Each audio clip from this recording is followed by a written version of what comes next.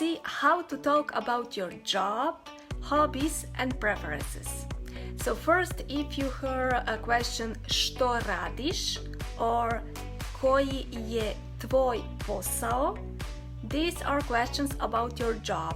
So you can simply answer like ja sam, for example, inženjer, or female version inženjerka, or radim kao inženjer, inženjerka. Čime se baviš? This is also what do you do, but not for your living, like što radiš, but for your soul, in your free time. So you can say bavim se tenisom. You see, we need instrumental here. Bavim se plivanjem, volim čitati, volim kuhati. To my Patreon. The link is in my bio description.